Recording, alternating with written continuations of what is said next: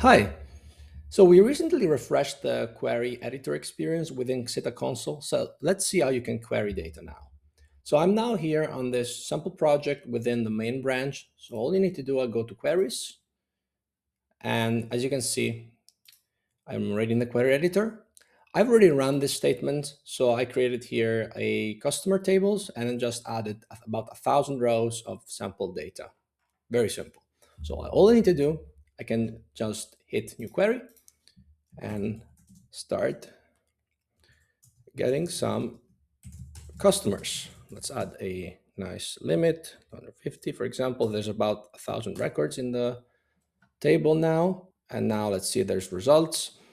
And I've just got the data by just clicking Control Enter, but of course you can always use the run buttons. And as you can see, all the data is right here, right now.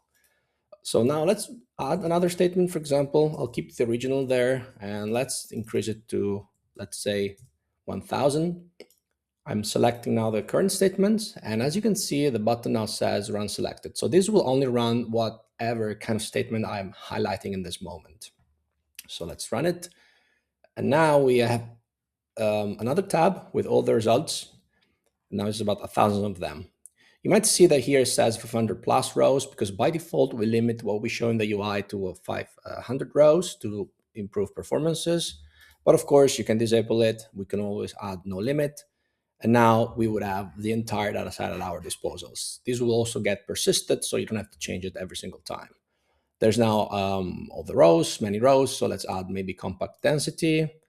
And something I also love to add is stripe rows to help me see all the data properly, especially if there's many, many rows. Something else I like to do often when I'm handling and checking many data is view this in expand mode. This is like a full screen mode where you can see essentially all your data at once in a much larger space. And you, as always, can copy this JSON and download as CSV files, the old data set. So this is, as you've seen, as open the new query in draft mode. This allows you to essentially just open any kind of query, just run some code and just discard it. But of course, let's say that I want to save this now and persist it. I can just get a name here. So let's say, let's get this name to get customers and hit save. And now this will get persisted across sessions from now on. We have changed the saving UX flow a bit. So let's say that I want to automatically save all my changes. I can enable autosave. I can change now, maybe let's say to 500. And as you can see, this automatically saves all the progress as I type.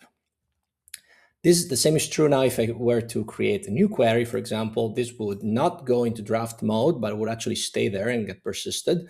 I can even add some code and as you can see, the AI auto-renaming automatically renamed the query depending on the content of the code. And speaking about AI, you can always reach out for your helpful Ask AI dialogue. They can trigger right now in code here or from there as well.